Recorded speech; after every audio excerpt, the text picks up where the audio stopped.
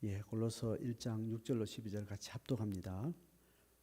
복음이 이미 너희에게 이르매 너희가 듣고 참으로 하나님의 은혜를 깨달은 날부터 너희 중에서와 같이 또한 온 천하에서도 열매를 맺어 자라는도다. 이와 같이 우리와 함께 종된 사랑하는 에바브라에게 너희가 배웠나니 그는 너희를 위한 그리스도의 신실한 일꾼이요 성령 안에서 너희 사랑을 우리에게 알린 자니라.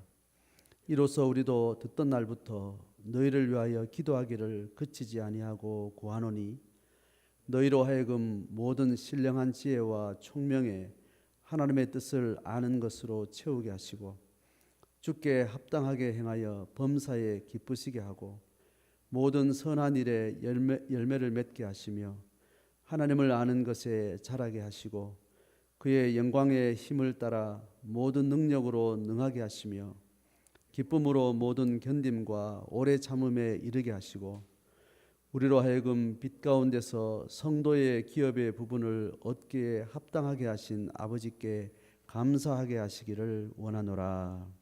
아멘. 골로새서 지난주부터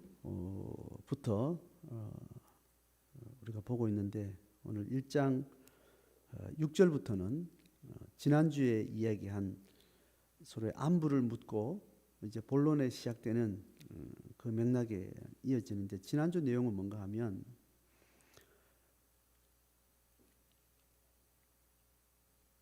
바울이 에베소 교인들 향해서 늘 기도하는 중보 기도하는 그 기도 가운데 있는데, 그 기도할 때마다 하나님 아버지 앞에 감사하게 되는 골로새 교인들 향해서 기도를 늘 하는데, 그 기도가 골로새 교회의 사회적인 또 영적인 그 상황들을 정보를 가지고 기도하지 않겠습니까? 그 정보를 기도 가운데 늘 주님 앞에 나갈 때마다 고린도 교인들 때문에 감사가 있었다라는 그 고백을 이야기하면서, 그 감사의 내용이 뭐냐 하면 골로새 교회 소식을 이렇게 듣는데 그들이 하나님 앞에서 예수를 향한 그 믿음이 있다는 것을 이제 듣다는 거죠. 그리고 그 믿음은 그 속에서 고백되어지고 또 그 믿음의 고백이 그 성도들 향한 서로의 사랑의 섬김과 그 내적으로 충만해진 그 믿음의 고백이 사람들과의 관계 속에서 사랑으로 표현되어지고 나눠지는 그 모습이 또 들렸다는 겁니다. 또 여러 상황을 들을 때 그 믿음과 사랑을 실천하는 가운데 믿음을 인한 그들 가운데 뭐가 있는가 하면 소망을 가지고 있었다는 이것을 또 포착이 된 겁니다. 사실 이 세 가지는 믿음은 고백을 인해서 듣게 되죠. 그리고 사랑의 행위는 믿음을 고백한 자들이 그 고백을 기반으로 지체들과 함께 나누는 어떤 반응이나 어떤 관계 맺음이 하나님 아버지로부터 온 그 사랑이라는 것이 보여지는 겁니다. 보통 이 내면에 있는 것의 고백이 그것이 삶의 형태로 나타날 때 그 두 개가 함께 어우러지는 것을 알게 되는데, 특별히 여기서 한 단계 더 들어가서 그 믿음의 고백과 사랑의 섬김의 어떤 삶의 모습을 들으면서 그 안에 또 사도 바울은 포착한 게 뭐냐면, 그들이 사랑을 실천하는 가운데 그 근거가 특별히 그들이 소망을 가지고 있다는 것에 대해서 보게 된 겁니다. 그 소망이 어디에 있는 소망인가 하면 이 땅에 있는 어떠한 상황이나 어떤 사건으로 인한 소망이 아니고 하늘에 근거를 둔 소망을 가지고 있다는 것을 포착을 했다는 겁니다. 그래서 우리가 사랑장에서 우리가 고린도전서에 나오는 대로 믿음, 소망, 사랑 이 세 가지는 항상 실제 이제 그 맥락을 우리가 익숙하게 잘 알고 있는데, 여기서도 골로새 교인들의 신앙의 소식을 들을 때 그들 가운데 믿음이 근거한 사랑이 있고, 그 사랑은 소망을 가진 믿음에 근거하고 하늘에 근거한 어떤 소망이 있었다는 거예요. 소망이라는 것은 그들이 드러난 사랑의 삶을 살아가는 그 전체를 겉으로만 봐서 알 수 없고, 그들이 소망을 가지고 사랑할 수 있었다는 것은 사랑을 서로 나누는 그 환경 자체가 사실은 소망이 발견되지 않는 상황이었다는 걸 전제로 우리가 이해할 수 있겠죠. 우리가 어떤 긍정적인 삶을 살고 어떤 밝은 삶을 산다 할 때는 사실 그 안에 밝은 어떤 내적인 어떤 근거가 있어야 되는 거예요. 그래서 우리가 어떤 악조건 상황 가운데 선한 조건의 생활을 어떤 하려고 할 때는 내 속에 어떤 그 근거가 있어야 되는데 일반 사람들은 이 땅에 어떤 두고 있는 어떤 소망이나 밝은 힘이 그렇게 어두운 가운데 밝은 행동과 삶을 살아낼 수 있는데 이 골로새 교인들에게는 하늘에 둔 소망 그것 가지고 이렇게 사랑할 수 없는 상황 가운데 사랑의 삶을 살더라는 이 세 가지를 보게 된 겁니다. 자, 그렇게 해서 이걸 가지고 바울은 어떻게 설명하는가 하면 이것은 믿음, 소망, 사랑 이 세 가지로 너희들이 삶을 사는 것은 복음 진리로부터 온 거다라고 이제 이야기를 해요. 자, 복음이라는 이야기를 이제 끄집어냅니다. 그래서 이제 너희가 전에 복음 진리의 말씀을 들었기 때문이다라고 그 경로를 이야기를 하는 거죠. 그러면서 이제 오늘 복음이 이미 너희에게 이르렀다. 자, 하면서 이제 6절부터 그 복음이 들어와서 너희들에게 믿음과 사랑과 소망의 삶을 살았던 그 실제를 다시 한번 이제 반복해서 이제 바울의 언어로 설명을 합니다. 복음이 너희에게 이르면 6절입니다. 너희가 그 복음을 들었어요. 자, 복음이 이제 듣고 나면 그리고 참으로 하나님의 은혜를 깨닫게 된 거예요. 복음은 우리에게 복된 소식이다. 그렇게 이제 그 언어가 딱 그렇게 말하죠. 복된 소식은 그 안에 뭐가 들어있는가 하면 하나님이 신의 존재가 우리를 향해서 무한 사랑을, 무한 생명을 우리한테 공급하겠다라는 이 메시지거든요. 그 복음을 들었는데 그것을 복음을 육의 귀로 듣는 과정이 첫 단계예요. 그런데 그 듣는 과정이 첫 단계면 그것이 본인의 복음으로 스며드는지 아니면 튕겨나갈지 아니면 그냥 머물러 있을지 이런 상황들이 또 이제 진행이 되겠죠.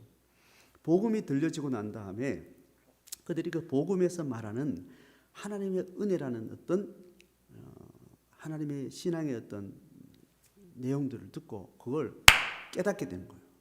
아, 이 복음이 나를 위한 거구나. 이 복음을 전한 사람이 고백하는 신앙 고백과 그들의 믿음에 대한 이야기를 들으면서 그 고백이 나를 위한 거구나라는 것을 깨닫게 된 그 과정이 그 다음 단계가 되는 거죠. 그 복음을 통해서 하나님 은혜를 깨달은 그날부터 하반절에 너희 중에서와 같이 또한 온 천하에서도 열매를 맺어 자라갔구나.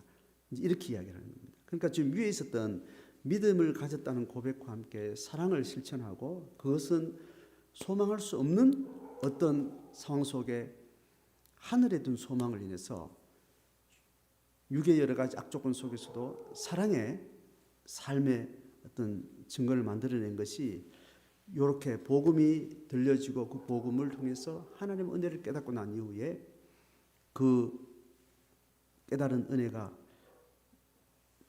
열매 맺어 자라갔다는 방식으로 이제 바울이 개념적으로 설명을 한 겁니다. 그 시대나 오늘 시대나 복음의 원리는 이렇게 되는 거죠. 하나님의 은혜를 깨닫는 것, 하나님 나를 사랑하신다는 것, 그 사랑을 내가 깨닫고 알고 나면 내 존재가 바뀌는 것, 내가 존재가 바뀌고 나면 그동안 내가 마주하고 있었던 이 우주가 달라지고 세상이 달라지고 내 생애 가치가 달라지고 그 새로운 세계관으로 인해서 내가 몸담고 있는 조직 안에 공동체 안에서 혹은 내가 마주하는 온 천하에서 세상이 바뀐 나의 삶의 태도와 내 삶의 모습들이 그렇게 행동과 삶의 열매를 맺어가게 된다는 거죠. 우리가 이미 경험한 바고 우리가 이미 그 노정에 있는 이제 우리의 모습을 똑같이 이야기를 하는 거죠. 자, 그러면서 7절, 8절은 이 복음을 에바브라라는 사람이 있어서 그가 아마 이 공동체에 가서 이제 양육을 했던 것 같아요. 복음을 전하고 양육을 했던 것 같아요. 그래서 그가 또 성령 안에서 너희들의 소식을 이렇게 알려주고 있어서 우리가 듣고 있다라는 것을 이제 설명을 합니다. 자, 여기까지 8절이에요. 자, 오늘 말씀 나누는 핵심은 9절부터 12절까지인데, 자, 이 이야기를 끝내고 나서 9절에는 무슨 이야기 하는가 하면, 이로써 우리도 듣던 날부터 뭘 들어요? 에바브라가 복음 전에서 복음의 열매들이 고린도 교회에 일어나는 소식을 에바브를 통해서 듣고 난 이후로 그 반가움과 그 기쁨이 있었겠죠. 그날부터 너희를 위해서 꾸준히 기도를 그치지 않고 하나님 앞에 기도를 해왔다는 이야기입니다. 자, 그 기도가 계속 지금 바울의 일상 속에서 진행되고 있는데, 오늘은 그 기도의 내용을 소개합니다. 그러니까 복음을 통해서 하나님의 은혜를 깨닫고 그 은혜에 합당한 삶의 열매를 맺어가는 그 공동체를 향해서 바울이 계속 기도를 하는 겁니다. 어쩌면 이 모습 가운데 특별히 기도가 필요 없을 정도로 들려지는 소식에 의하면, 지금 바울의 기도 내용을 보면 이미 그들 속에서 일어나고 있는 증거가 있죠. 듣고 깨닫고 삶의 행위로 하늘에 소망을 두고 이만큼 온전한 신앙의 환경 가운데 잘 들어가 있는 표현이 있겠습니까? 그런데 그 이야기를 듣고 바울은 이제 거기에 힘을 같이 보태는 거죠. 이거에 대해 문제가 있다, 교정해야 된다, 이렇게 할 것도 없이 바울이 기대하고 바울도 자기가 신앙생활을 하는 그 전형적인 아주 아름다운 모습으로 신앙의 어떤 흐름들이 이어가니까 이제 거기를 같이 격려하고 밀어주고 후원하고 기뻐하고 하는, 거기에 동참하게 되는 거죠. 중보기도는 이렇게 골로새 교인들하고 바울에게 지금 이렇게 연결이 되어 있는 상태죠. 자, 그래서 그 기도의 내용이 9절 하반절부터 쭉 이야기가 되는데, 오늘 그것을 좀 살펴보면서 우리가 바울의 기도를 통해서 우리가 신앙생활을 구체적으로 디테일하게 한 단계 한 단계 어떻게 해나가고 있는지 좀 들여다볼 수가 있습니다. 자, 보세요. 이미 이 기도하기 전에 그들은 복음을 들었고 하나님의 은혜를 깨달은 자예요. 자, 이미 하나님의 은혜를 깨닫다는 것은 영과 영의 만남이, 하나님의 영적인 실제와 나의 영적인 실존이 만났고 서로가 영적으로서 소통을 하게 된 겁니다. 그래서 내 안에 잃지 않던 창조 당시에 하나님께서 부어주셨던 하나님의 온전한 형상이 내한테 새롭게 회복되어지고, 그 새롭게 발견된 나의 전인격적인 영혼육에 온전히 충만한 나의 하나님의 창조 당시의 깨끗한 모습으로 내가 다시 태어나는 거죠. 자, 그 상태에서 지금 이 소식이 들려졌고 거기서 이제 기도를 하는 겁니다. 어떻게 시작하는가 하면 9절에 너희로 하여금 모든 신령한 지혜와 총명 하나님의 뜻을 아는 지혜로 채우게 하시고, 자, 이 말이 너희로 하여금 채우게 하시고, 지금 바울이 지금 직접적으로 기도할 때 지금 간접 화법으로 지금 설명을 하는 겁니다. 하나님 어떻게 기도하는가 하면 너희가 누구예요? 골로새 교인들인 거예요. 하나님, 골로새 교인들이 이렇게 채우게 되기를 원합니다라고 기도했다는 말이에요. 9절 하반절로 보면. 그러니까 골로새 교인들이 모든 신령한 지혜와 총명의 하나님의 뜻을 아는 것으로 채우게 해달라고 이제 그걸 기도하는 겁니다. 자, 이게 뭔 말일까요? 이미 그들은 복음을 깨닫고 하나님의 은혜를 알고 거기에 반응하고 있는 자들이에요. 자, 그들에게 지금 하나, 둘, 셋, 넷, 다섯, 여섯 이렇게 문장으로 지금 쭉 기도를 하는데, 그 신앙생활의 정교한 그 과정 하나하나를 지금 바울은 기도 속에 담고 있는 것 같아요. 모든 신령한 지혜, 그 지혜는 결국 총명이라는 말로, 총기라는 말로 이제 반복되는 거죠. 영적인 지혜가 그들에게 생긴 거예요. 그러니까 그들이 하나님의 은혜를 깨닫고 나면 영적인 지혜가 점점 풍성해지죠. 하나님이 나와 관계를 맺고 나면 영적인 관계는 이제 완벽해지는 겁니다. 근데 더 뭐가 부족해서 뭔가 채워야 될까요? 하나님과 만나는 그 만나는 온전한 것으로 채워지고, 그것은 순간적으로 즉각적으로 일어나는 겁니다. 내가 발견이 늦어지고 깨닫는 게 늦어질 뿐이지 팩트 자체는 완벽하게 하나님과 만나는 순간 그것은 내 것으로 현존제로 오게 됩니다. 그런데 그 깨달음의 깊이나 이 양은 우리의 무딘 영감과 무딘 지혜 때문에 그 깨달음은 점점 처음부터 점점 확장돼가는 방식으로 일어나겠죠. 그래서 그 신령한 지혜와 총명이 점점 자라가는데 거기에 뭘 채우라고 이야기하는가 하면 하나님의 뜻 아는 것을 이야기해요. 하나님의 뜻 아는 게 뭐지 도대체? 이미 복음이 깨달아지고 하나님을 은혜를 깨달았을 때 이미 하나님의 엄청난 뜻과 하나님의 계획은 그 안에 들어와 있어요. 그런데 아직까지 어떤 하나님의 뜻을 모르고 있는 게 있을까요? 이미 영적으로 하나님을 만나는 그 순간에 우리가 깨닫는다는 것은 이미 하나님이 계획한 모든 것을 완벽하게 해서 보여주고 그 만남을 통해서 완전히 성취가 돼요. 그런데 여기서 하나님의 뜻 아는 것은 뭔가 하면 이제 내가 여전히 영적으로 하나 다시 태어나고 나서도 내 발은 이 육신의 삶 속에 발딛고 있는 거예요. 하나님을 떠난 세상에 죄악된 세상 여전히 굴러가고 있는 그 세상 속에 내가 여전히 발딛고 있는 거죠. 그래서 내 온전한 내 영혼과 내 전인격은 하나님 뜻 안에 완전히 들어와 있지만 내가 육체적 존재는 내가 경험하는 세상은 하나님의 뜻과 하나님의 존재와 전혀 상관없이 돌아가는 공중권세 잡은 사단의 죄악의 큰 세계관이 그렇게 진행되는 거기에 우리가 몸을 담고 있기 때문에 내가 물리적으로 이 땅에 살아가는 모든 삶 가운데 하나님의 뜻과 하나님 뜻 아는 것들이 뒤섞여 있는 가운데 하나님의 뜻에 잘 집중해서 모든 삶을 하나님의 원하는 뜻대로 살아갈 수 있기를 원하는 이제 그 중심을 이야기를 하는 겁니다. 그래서 우리가 신앙생활을 한다는 것은 이미 신앙생활의 첫 단계는 그 신앙생활에 대한 갈망이 먼저 있어요. 그 구도자라고 제가 설명을 하죠. 신앙에 대한 구도의 영적인 영역에 신의 존재에 대해서 뭔가 귀를 열고 뭔가 가능성이 있을 것 같은 거기를 열어놓고 내 한계 상황, 내 삶의 답답한 문제 상황들에 대한 답을 요구하는 그 마음이 열리게 되는 그 구도자의 마음이 생기면 그 시간이 얼마 지나고 나면 구도자의 본체이신 하나님을 만나게 돼요. 그 만나고 나면 본격적으로 신앙생활이 시작되는데 그 신앙생활이 시작되고 우리가 신앙생활을 해나간다는 것은 하나님의 뜻을 알아가는 과정입니다.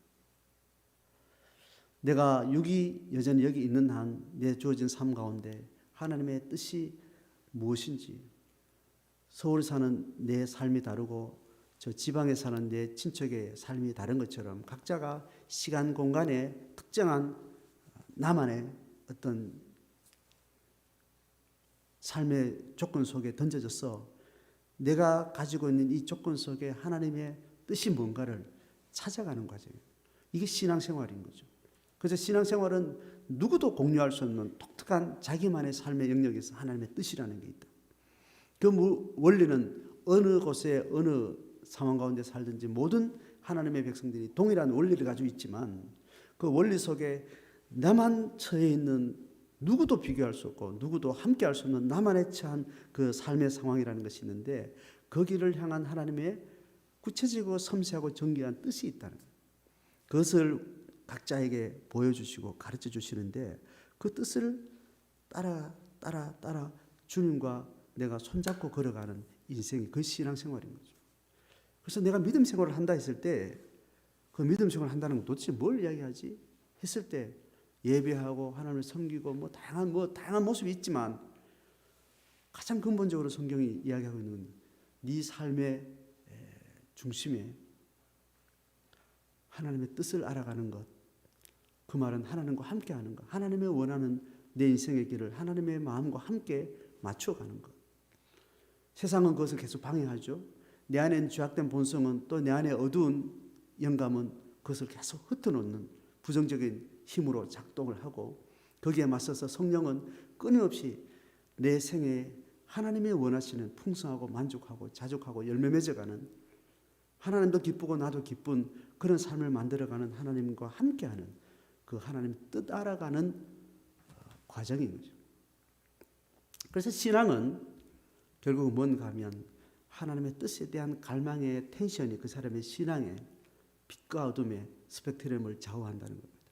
다시 말하면 이미 알고 있는 하나님, 이미 고백된 하나님, 이미 겪었던 신앙의 많은 무수한 간증들, 그 놀라운 일이긴 하지만 신앙의 실제는 오늘도 알 수 없는 삶의 상황 가운데서 하나님의 뜻을 알고자 하는 그 갈망, 그 갈망은 하나님의 뜻 안에서만 유일한 답이 있다라는 절대적 신뢰가 정비례해서 그 갈망의 힘을 이끌어가게 되는 거죠. 하나님의 뜻에 대한 그 갈망, 이 텐션에 있는 사람은 거기에 집중하고 대가 지불을 하고 그 깊이만큼 하나님의 뜻을 알아가는 깨달음은 더 확장이 되겠죠. 내가 신앙생활을 어떻게 하느냐 생각했을 때 내가 이게 종교생활을 하는 건지 신앙생활을 하는 건지 이거를 잘 확인을 하는 방법은 내가 나를 잘 관찰하는 방식이 있고 옆에 사람이 잘 관찰해 주는 방식이 있어요. 성경이 가르치는 신앙의 힘이라는 것은, 신앙의 바른 중심이라는 것은 하나님의 뜻에 대한 갈망을 이야기합니다. 그 전에 어떤 간증이 있었고 하나님 때문에 내가 이런 은혜를 받았고 그 과거 그거 다 아름다운 이야기지만 실제 신앙은, 현 존재를 살아가는 실제 신앙은 내가 알 수 없는 삶의 문제 속에 하나님의 뜻을 향한 간절한 깨닫기를 원하는 그 마음. 그래서 하나님 도와주세요. 하나님 함께 해주세요. 잘 모르겠어요. 나는 하나님과 함께 하고 싶어요. 하나님과 함께 했던 세월이 나는 밝은 빛이었고 기억상에 과거를 돌아보면 하나님의 깨달음을 몰았을 때는 나는 너무 어두웠고 너무나 비참했고 너무나 삶이 엉망진창이었는데 기억해보면 해볼수록 하나님의 뜻을 깨닫고 그 뜻에 대한 깨달음과 함께 거기에 맞춰 살아가는 삶이 정말 사는 삶이었고 그 사는 삶은 기쁨이었는데 그래서 지금도 나는 그 길을 가고 싶어요. 하나님 지금도 오늘도 내가 현재를 살아가는 내 삶 가운데 주님 주의 뜻을 가르쳐 주세요. 이 갈망, 그런 의미에서 하나님을 만난 확신이 있는 사람은 그 신앙이 여전히 구도자여야 된다. 확신이 있을수록 그 맛을 본 사람은 강력한 그 맛에 중독되는 힘이 있죠. 그래서 구도자는 확신이 있고 난 다음에 강력한 구도의 갈망을 가지게 되는 겁니다. 그래서 우리가 여러 가지 신앙생활에 여러 가지 형태가 있고 여러 가지 모습이 있지만 내가 지금 하나님 앞에 잘 살아가고 있는가 자기를 돌아볼 때 하나님과 함께했던 과거의 기억을 기반으로 해서 지금 내 삶에 대한 하나님의 뜻 알아가는 그 갈급한 갈망이 내 속에 얼마나 강력한 텐션을 가지고 하나님 앞에 서 있는가. 이 텐션이 힘을 잃어갈 때 체념의 상태로 들어가는 거예요. 그렇지. 과거에 내가 불같은 은혜를 받았을지라도 이제는 그 불같은 은혜가 내 삶을 더 이상 이끌어가지 못하네. 그렇고 그런가 보다. 저 사람도 저렇게 사네. 나도 저렇게 사네. 여러분 그렇게 할 때 거기서부터 나오셔야 돼요. 거기서부터 나오셔야 되고 그것은 혼자 스스로 해야 될 일이 아니고 옆에서 지체들이 함께 하는 겁니다. 그러므로 신앙생활은 혼자 할 수 없고 함께 하는데 문제는 내 하나님의 뜻 알아가기 원하는 영적 갈망의 텐션이 떨어졌을 때 그것을 다시 한번 부추기고 다시 쪼여주고 다시 당겨줄 수 있는 그 역할을 함께하는 다른 지체가 그 역할을 못한다. 그럴 때 우리는 교회 생활을 다시 돌아봐야 됩니다. 그냥 같이 붙어있다고 교회가 아닌 겁니다. 같이 붙어서 뭘 이끌어야 되는가 하면 내가 느슨해지고 점점 다운되고 있는 이 하나님의 뜻을 알고자 하는 이 갈망의 텐션이 점점 다운되고 희미해지고 무감각해지고 체념이 되어지고 하나님 믿는 고백은 여전히 분명한데 내 삶이 하나님과 함께한다는 증거도 간증도 그 갈망도 없는 그런 삶이라면 교회 생활을 새롭게 봐야 됩니다. 그래서 가정에서도 부부가 신혼 때는 뭐 우리가 늘 잘 아는 찰떡궁합에 깨가 쏟아지는 서로의 존재가 내 삶을 새롭게 이끌어가고 내 존재가 서로를 살맛나게 하고 그런 관계 살다 보면 느슨해지죠. 더 이상 부부가 부부로서의 부부가 처음 시작했던 부부의 관계의 텐션이 떨어질 때 결국은 더 이상 길이 없으면 헤어지기도 하죠. 그래서 두 사람의 만남의 관계가 텐션이 이어지려면 서로에게 긍정적인 관계의 힘을 가지려면 서로가 처음 만난 같은 낯선 새로운 발견과 기쁨과 그에 대한 새로운 기대감이 서로에게 있어야 되는데 삶이 그렇고 그렇다 보면 그 사람 밑바닥을 알게 되고 그 사람의 패턴도 알게 되고 더 이상 나와 함께 할 때 나를 긴장하게 하거나 새로운 발견을 주는 그런 역할을 서로 못하게 될 때 우리는 그렇게 점점 가족 생활을, 가정 생활을, 부부 생활이라는 것이 그렇게 힘이 떨어지게 오히려 서로가 서로에게 짐이 되는 할 수 없이 살아가는 뭐 그런 현상들이 생기는 거죠. 사람의 관계라는 그런 것 같아요. 가족 간의 관계는 서로에게 절대적인 필요를 두고 있지만 그 맛을 잃어버리면 관계의 텐션을 잃어버리면 그게 오히려 짐이 되고 남보다 못한 만큼 오히려 삶에 서로에게 불행의 조건이 되는 그런 상황이 생기는 거죠. 그래서 부부관계를 새롭게 이야기할 때 서로 새로 만나라. 서로 낯설게 만나라. 서로 그렇고 뻔한 상황들을 너무 같이 공유하지 마라. 서로 뻔히 아는 것들은 좀 거리를 두고 서로 새롭게 만나는. 내 아내가 저런 게 있었네.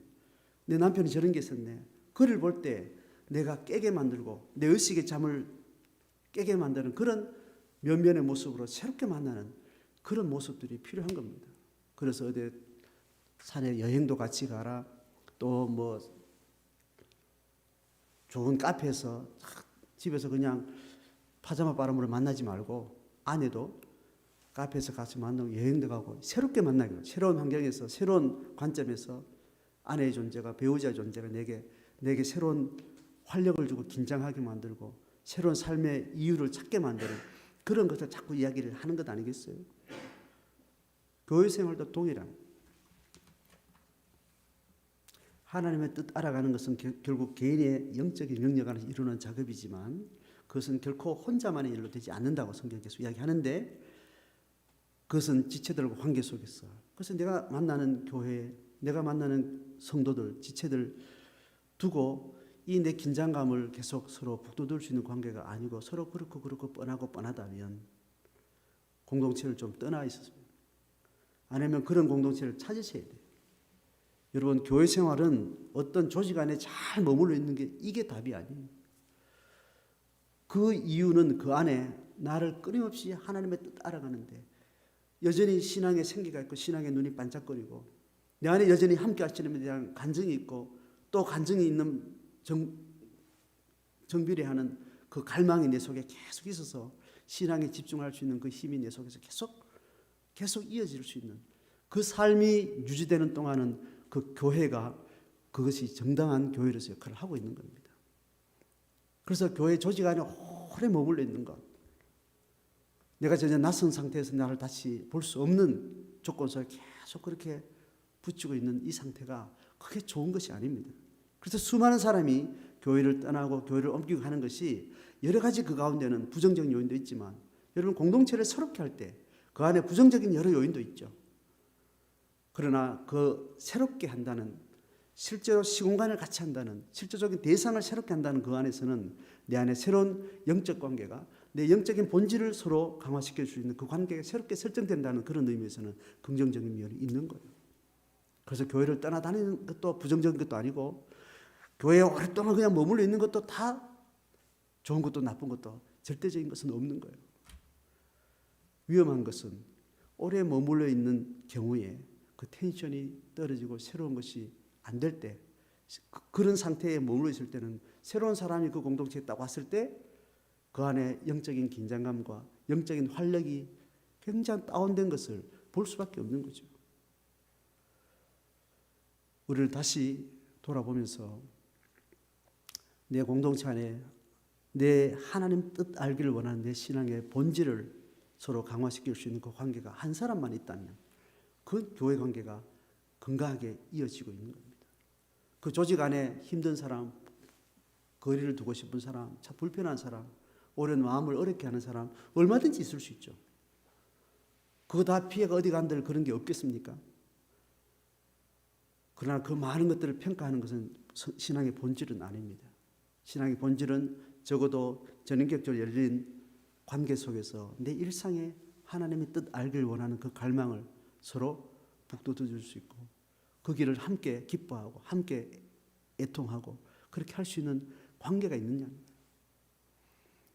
그 관계를 지금 속해 있는 공동체 안에서 찾으시고 만드셔야 됩니다. 그게 없다면 그 길을 찾아서 떠나셔야 돼요. 떠나는 자체가 목적이 아니라 내 안에 영적인 활력들이 일어나서 하나님 앞에 받은 은혜가 헛되이 내 인생을 그렇게 낭비하지 않아야 되지 않겠습니까?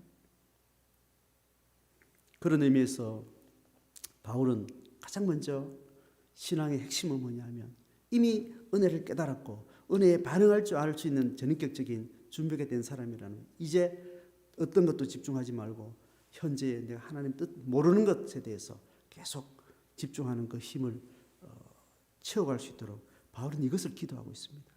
이게 되면 그 다음에 10절에 가면 뭘 하는가 하면 하나님의 뜻을 알게 될 때 10절을 보면 이렇게 말합니다. 주께 합당하게 행하여 범사에 기쁘시게 하고 이게 다 연결되는 거죠. 하나님 뜻을 모를 때는 주님 앞에 합당하게 행할 수가 없어요. 지금 여기서 이야기하는 주께 합당하게 행한다는 것은 주님 앞에 뭔가를 한다는 말이 아니에요. 주님을 인격적인 대상으로 두고 주님 앞에 기도도 하고 말씀도 하고 뭘 드리기도 하고 이걸 이야기하는 게 아닙니다. 주께 합당하게 행한다는 말은 주님과 함께 내게 주어진 하나님이 허락하신 내 삶의 조건과 환경 속에 거기로 하나님 나의 인생을 부르셨기 때문에 여기서 네가 내 이름을 고백해다오. 여기서 나와 함께 걸어가다오. 이 가족들과 함께 걸어가고 이 부모 밑에서 이런 사회 속에서 이런 내 육체적인 정서적인 모든 전형적인 그 조건 속에서 제한적인 조건 속에서 너는 나와 함께 걸어가다오. 이 말을 주님 우리에게 하시는 거거든요. 그 내가 주께 합당하게 행한다는 것은 주님 앞에 뭘 위해서 뭘 한다는 이 부분이 아니에요. 실제는 내게 주어진 삶의 상황이에요. 철저하게 내 개인적으로 주어진 내 삶의 영역 안에서 주의 하나님의 뜻에 합당하게 살아간다는 이야기입니다. 그게 주께 합당하게 행하는 거예요.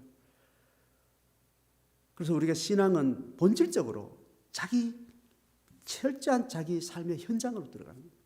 왜냐하면 하나님이 나를 거기로 불렀기 때문에 하나님 나를 거기 세워뒀기 때문에 어떤 공동체 소속이라는 것은 교회 소속이라는 것은 거기로 불렀다는 게 사실 메인 부르심이 아니에요.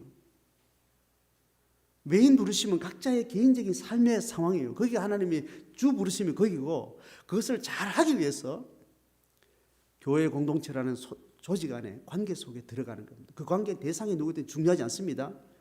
뭐를 집중할 수 있는 내 삶의 실제 속에 집중하고 그 삶의 조건 속에 나를 부르셨다는 주의 소명 앞에서 뜻을 따라서 그것을 잘 살아갈 수 있도록 돕는 목적을 향해서 서로 관계 맺은 그것이 교회예요.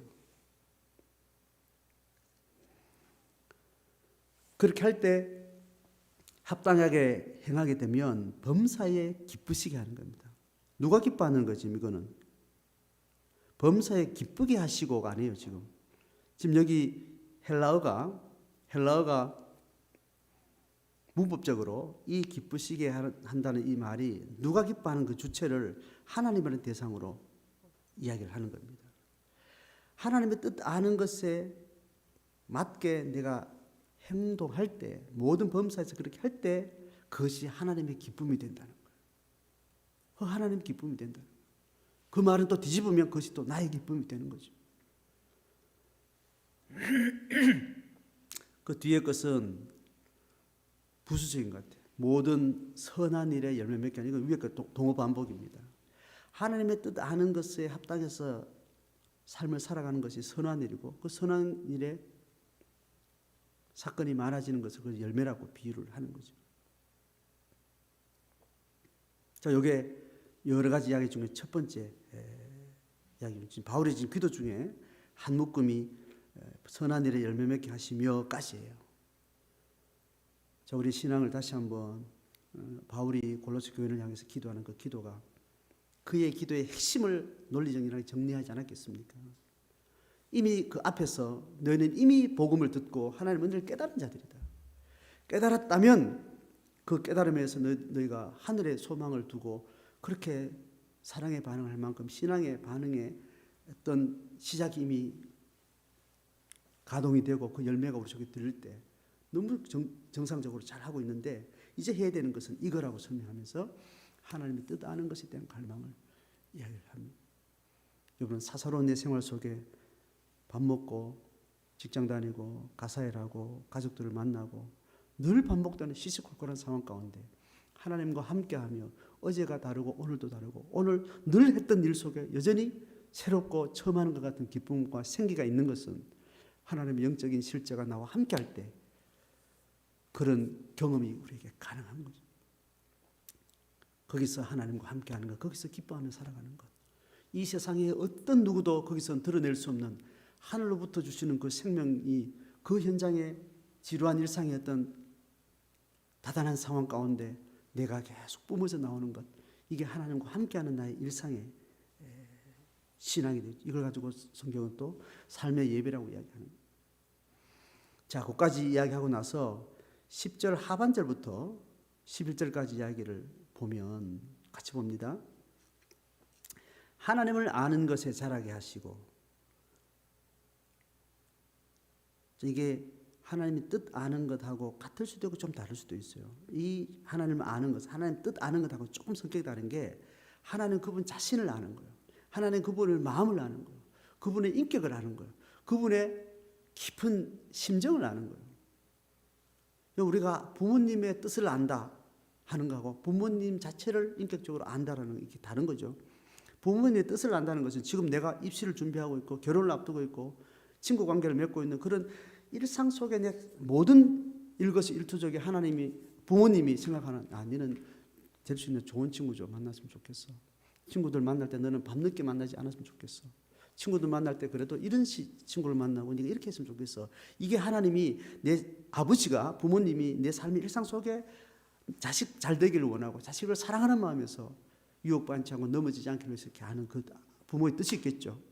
그거하고 부모를 안다 했을 때는 그 세세한 삶의 일상의 뜻을 이러길 바라고 저러길 바라고 이렇게 가르치고 저렇게 지도하는 그것 이전에 그 자식을 향한 아버지의 근본 마음, 그것을 아는 거겠죠.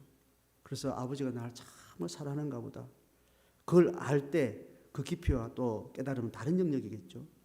또 아버지는 내게 친구 잘 사귀라, 친구 잘 하나는 이야기해 주는데 알고 보니까 아버지가 날 사랑하기 이전에 자기도 젊을 때 친구들 관계 속에서 너무너무 많은 상처를 받았고 친구 관계 속에 너무 좋은 것도 많았지만 친구 관계에서 실패한 아픔이 있었던 아버지를 내가 아는 것, 이런 것들은 아버지를 아는 거죠.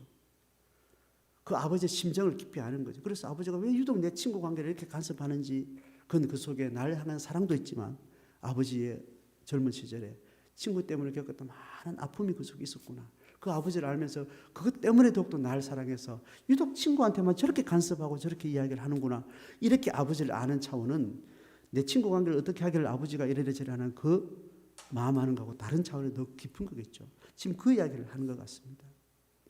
내 삶에 하나님의 뜻 아는 것과 달리 더 뜻을 알아가다 보면 그 뜻 이전에 더 근본적인 나를 향한 하나님 아버지, 나를 이렇게 얻기 위해서 내 뜻을 하나님 뜻으로 내 인생을 지도하기 위해서 하나님 많은 대가를 지불하고 내게 오셨는데 예수를 버리고 아들을 버리고 스스로를 십자가에 매달면서 대가를 지불을 다 하고 내가 져야 될 모든 어두운 것들은 본인 스스로 다 담당하시고 여기까지 와서 내 한 걸음 한 걸음 삶의 갈피갈피를 지도하시고 잘 되길 원하고 네가 승리하길 원하고 이 지도하시는 하나님 자신을 아는 거죠. 그것을 아는 것에 자라게 하시고라는 이야기. 더 근본적인 하나님에 대한 알물 이야기를 합니다. 그러고 나서 이 하나님을 알게 되면 11절에 이것도 연관이 있는 것 같아요. 그의 영광의 힘을 따라서 하나님 아버지를 알면 알수록 이 땅에서 발견할 수 없는 놀라운 신적인 하나님 아버지의 은총의 깊은 세계를 알게 되는, 그걸 우리는 다른 표현을 할 수 없고 그걸 그냥 영광이라고 그럽니다. 어떤 물리적인 어떤 상황도 아니고 너무 깊고 너무 뜨겁고 너무 존귀하고 이런 것들이 영광을, 우리가 올림픽에서 상상도 할 수 없던 상황에서 내가 1등을 차지하고 그 기쁨이 내 인생에 그런 일이 있을까 말까 그런 놀라운 감당할 수 없는 그 기쁨이 너무 커서 기절할 정도로 내가 금메달을 딴 그 순간에 그걸 영광이라고 어떤 말로 표현할 수 없어. 이 영광을 이렇게 표현하는 그와 같은 맥락에서 하나님의 영광이라는 것을 알게 되는데 그것이 어떻게 얘기하는가 하면 11절 상반절에는 힘을 따라 능력으로 능하게 하시며 이야기가 나와요. 신앙의 경험을 삶 가운데 반응으로 나타날 때 능력이라는 것을 이렇게 표현을 합니다. 영광이라는 것을 내가 하나님의 영광이나 신적인 세계를 내가 소유하고 나면 그 놀라운 신체험이 이 땅의 실제 상황 가운데 들어갈 때 이 땅에서 어떤 힘의 대결이 있지 않습니까? 공부를 잘해도 공부할 능력이 있어야 되고 경기를 해도 공부할 실력이 있어야 되고 어떤 판단력이 있어도 그 판단의 깊이나 힘을 이야기할 때 그 실력이 있어야 되는데 그 힘이 그 땅에서 열심히 공부하고 권력을 키우고 경험을 많이 하고 이 땅의 사람들의 주어진 조건 속에서 그 삶을 감당하려고 할 때 필요한 어떤 실력이라는 것이 있는데 그 실력이 이 땅의 어떤 것으로 나오지 않고 하나님 아는 그 이유만으로 놀라운 참조성과 놀라운 잠재력이 내 속에서 불같이 일어나는 것들을 경험하면서 많은 신앙의 간증은 능력이라는 것으로 표현을 합니다. 신앙을 내가 없을 때는 내가 여기서 짜부러질 수밖에 없는데 여기서 자빠질 수밖에 없는데 여기서 난 이제 더 이상 나갈 수 없는데 다른 이유가 아니에요. 누가 내보고 보태줄 테니까 내가 돈을 밀어줄 테니까 내가 마음대로 해봐. 네 감당 내가 책임질 테니까 네가 달려봐. 그런 부모가 있는 것도 아니고 내가 의지할 만한 어떤 사업가도 있는 것도 아니고 그런 전혀 조건이 아무것도 없는 이 상황은 나 더 이상 끝이에요. 더 이상 진전이 안 돼. 더 이상 감당할 수 없어. 내 힘은 여기까지야. 그럴 수밖에 없는 시공간의 상황 가운데 어떤 조건도 아닌 내가 하나님을 깨달은 것, 하나님 그분이 어떤 하나님인지 아는 그것을 기반으로 해서 놀라운 힘들이 놀라운 말할 수 없는 어떤 상황을 넘어서는 힘과 생명력이 내 속에서 경험되어질 때 하나님의 영광으로 인해서 오는 놀라운 능력이라고 이야기를 하는 겁니다. 자, 이것이 뭔지 모르겠지만 그렇게 간증하는데 바울은 그것을 이야기하면서 이걸 먼저 기도합니다. 그 실제가 뭐냐 하면 11절 하반절에 이야기합니다. 이 능력은 기쁨으로 모든 견딤과 오래 참음에 이르게 하시고라는 거예요. 그러니까 결국은 위에 하나님의 뜻을 알고 합당하게 행하는 것과 연결되어 있습니다. 하나님 뜻 아는 것, 뜻을 따라서 합당하게 행하여서 범사에 기쁘시게 하고 이 내용이 구체적으로 내려가면 지금 결국은 뭘 이야기하는가 하면 견딜 수 없는 오래 지탱할 수 있는 힘이 더 이상 없는 상황 가운데 눈물 감고 울면서 내 가슴을 쥐어 뜯으면서 그렇게 인내하면서 버티는 것이 아니라 기쁨으로 모든 고통과 고난을 견뎌내고 그것을 오랫동안 그것을 당당하게 견뎌내는 그 힘이 삶 속에 나타나는 것을 이야기를 합니다. 이것은 바울의 자기 경험이 엄청 많았겠죠. 물리적으로도 그렇고 사회적으로도 심리적으로도 그렇고. 결국은 모든 견딤과 오래 참음이라는 것은 인생사에 인간이 겪는 대부분의 삶의 무게는 이것이 핵심이죠. 내 삶을 잘 살아간다, 성공했다, 살만하다, 모든 생애, 삶의 실제 속의 긍정적인 모든 사건들은 결국은 그 사람이 얼마나 견뎌낼 수 있느냐, 얼마나 오래 참느냐, 이것의 한계가 결국 그 사람의 생애 좌절을 만들고 생애 아픔을 만들고 트라우마를 만들고 그거 아니겠어요? 생애 모든 영역에 내가 성공할 거냐 실패하냐, 행복할 거냐 불행할 거냐, 이 기로 속에서 우리가 넘어야 될 각자의 산이 있고 각자의 건너가야 될 강이 있고 문턱이 있는데 결정적으로 하나님을 아는 지식은, 신앙은 이걸 넘어서게 하는 거예요. 그래서 이것을 경험하는 것은 이 땅에서 도저히 조건적으로 이룰 수 없는 것. 그런데 천상의 하나님께 소망을 둔 이 신앙의 경험한 자들이 남녀노소 구분 없이 가진 자나 못 가진 자나 이 은혜 속에 들어섰을 때 한결같이 이 경험을 하게 되는 거예요. 그러니까 전 우주적으로 하나님을 만나는 인격은 이 경험을 동일하게 하는 거예요. 그러니까 2000년, 3000년 전에 이 바울이 쓴 글들이 오늘 현재 우리를 말해주고 현재 우리의 길을 가르쳐주고 현재의 고백을 그대로 반복해서 이야기하는 이런 시공간을 넘어서는 동질성이 우리 속에 있는 거죠. 바울은 이것을 기도했습니다. 자, 이것이 바울이 영적 생활을 하는 사람들에게 가장 중요한 지금 뼈대를 두 묶음으로 가지고 이야기를 하고 있습니다. 하나님 뜻 알아가는 것. 그래서 거기에 뜻에 맞춰서 합당하게 해서 하나님을 기쁘시게 하는 것. 또 구체적으로 더 들어가면 그것이 힘을 발휘할 수 없는 상황에 힘을 더 이상 쓸 수 없는 나의 조건 속에서 하나님 아는 그 은혜가 그 지혜가 우리 가운데 큰 힘이 되어서 모든 영역에서 견뎌낼 수 있고 지속 가능한 오래 참음을 감당하면서 내 삶에 어떤 것들을 감당해낼 수 있는 그 생명력을 갖게 되는 것. 하나님은 우리에게 그것을 원하고 있고 이것을 함께 하자고 하고 있고 이 함께함을 통해서 그 길을 걸어가는 자들에게만 보여지는 하나님이 이 땅에 오셨구나. 하나님이 함께 하시는구나. 하나님은 살아계시는구나. 이 증거를 이 물리적인 세상 가운데 하나님은 드러내시기를 원하시는 겁니다. 육체를 가진 우리가 아니면 하나님은 어떤 방식으로는 이거 할 수 없습니다. 딱 한 번 했는데 하나님은 예수라는 존재를 체유라는 인간으로 새로운 사건으로 보내주고 그 사건 외에는 함께하는 우리가 아니면 하나님이 이 땅에 보여줄 거울이 없습니다. 여러분 TV 뭐 화려한 우리 영상 매체를 볼 때 마지막 우리에게 빚어지는 건 뭐예요? 불안감, 그 화면, 그 화면 아니겠어요? 그 전에는 수많은 작업들이 있어서 뭐 디지털에다 뭐다 많은 작업들이 영상이라는 걸 만들어 준비했지만 사실 마지막 우리의 시각과 시각을 마주해서 그 영상의 내용을 우리가 받아내려면 그 화면이 없으면 아무것도 안 되는 거예요. 그러나 그것이 화면이 그것을 만들었어요. TV 화면이 그걸 만드는 게 아니잖아요.